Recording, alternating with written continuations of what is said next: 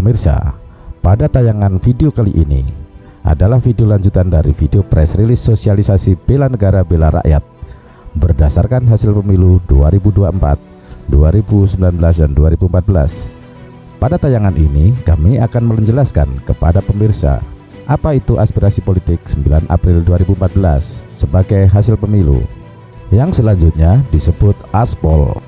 Pada tampilan surat KPU berikut ini, yang di situ ada nomor surat KPU, yaitu nomor 172-014-014-32991-Romawi 5-2014 yang ditujukan kepada GPP atau Gerakan Pelangi Pemberdayaan.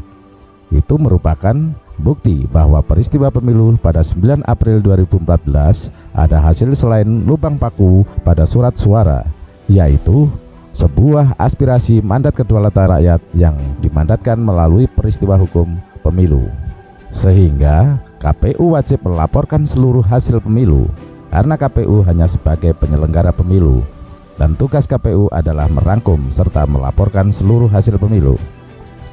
Bukti surat KPU ini juga telah mendapat legalisir dari Pengadilan Negeri Malang dan juga sudah ditembuskan ke berbagai pihak, juga ke DKPP. Lantas mengapa harus menyampaikan mandat pada hukum pemilu atau peristiwa pemilu tersebut? Mari kita pahami dari awal. Disebabkan situasi yang memaksa atau keadaan memaksa atau keadaan force majeure, dikarenakan Gerakan Pelangi Pemberdayaan yang menjalankan siklus ekonomi Pancasila saat itu mengalami kebuntuan absolut, sebab dana untuk menjalankan sistem ekonomi Pancasila yang berbasis pemberdayaan gotong royong sebagaimana pasal 33 tersedot seluruhnya keluar sistem pemberdayaan. Akibat dari di luar sistem pemberdayaan masih menggunakan sistem suku bunga, sedangkan anggota pemberdayaan masih terlibat di dalam dua situasi, yaitu dengan mengakses uang tanpa bunga, akan tetapi di sisi lain di kehidupan sehari-hari masih terbentur dengan sistem suku bunga, yang menyebabkan seluruh dana yang dipakai untuk pemberdayaan tersedot habis. Dengan situasi tersebut, maka dilakukanlah klarifikasi ke seluruh lembaga negara dan juga ditanyakan kepada seluruh lembaga negara, dan semua lembaga negara menjawab bukan kewenangannya. Maka timbullah pertanyaan, kemana rakyat harus bertanya, kemana rakyat harus mencari solusi.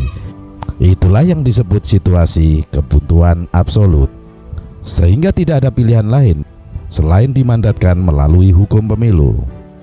Namun demikian, aspirasi politik 9 April 2014 tersebut bukan hanya karena kebuntuan absolut, akan tetapi juga membawa solusi bagi segenap bangsa Indonesia.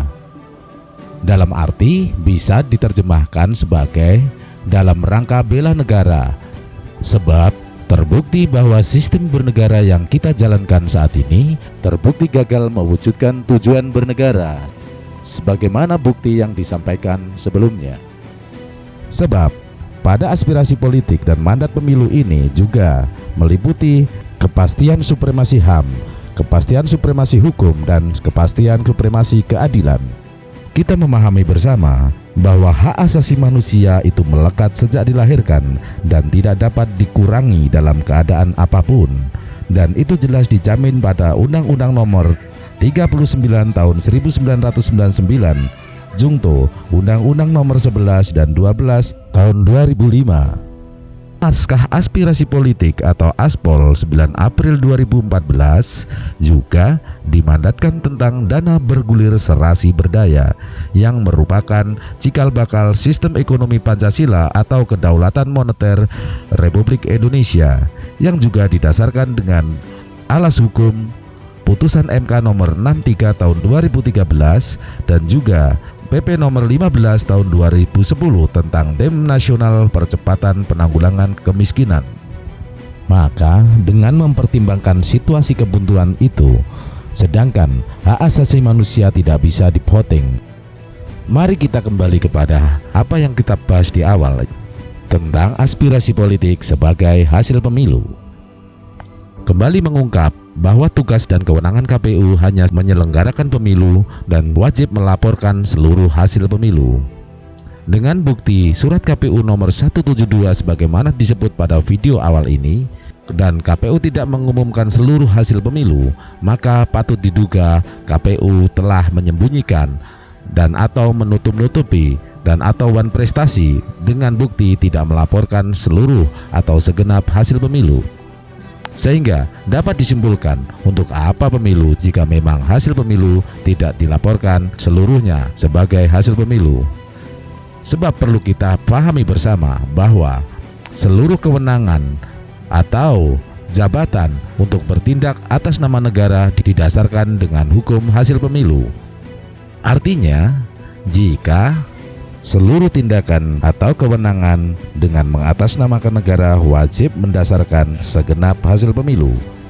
Jika kewenangan dan tindakan atas nama negara itu tidak mendasarkan seluruh atau segenap hasil pemilu, maka disebut kewenangan ilegal, tidak sah, dan atau melawan hukum. Selanjutnya, mari kita membicarakan SBKKN sebagai uang rupiah turunan aspirasi politik 9 April 2014. Yang selanjutnya disebut uang rupiah kedaulatan negara Republik Indonesia berdasarkan hasil pemilu 2014 dan dengan bukti surat KPU nomor 172/KPU kota 014.3299991 Romawi 5 2014 Jungto Agenda Presiden RI nomor 197P-YRS0C4 atas nama Kodarudin Fajri Adi STP MSC, dan itu merupakan sah produk hukum hasil pemilu 2014, 2019 dan dimandatkan pada pemilu 2024. Sehingga rakyat di berbagai daerah menggunakan SBKKN uang hasil pemilu ini sebagai bentuk kedaulatan keuangan negara atau kedaulatan moneter negara Republik Indonesia, yaitu dengan menggunakannya sebagai pelunasan kredit di lembaga-lembaga keuangan atau perbankan akibat keadaan rakyat sendiri mengalami kebuntuan absolut atas solusi hidupnya. Akan tetapi pada faktanya rakyat yang menggunakan SBKKN yang didasarkan atas hasil pemilu ini banyak dilawan oleh para pihak yang mengatasnamakan negara yang bertindak atas nama negara. Dengan bukti diantaranya kejadian yang menimpa Bapak Muhari di Kota Pati, Semarang, Jawa Tengah, juga yang menimpa Ibu Agung di Denpasar, Bali, juga yang menimpa Ibu Sri di Magetan dan beberapa tempat lainnya adalah merupakan tindakan yang mengatasnamakan negara dan melawan hasil pemilu, melawan kedaulatan hukum negara Republik Indonesia, melawan Pancasila.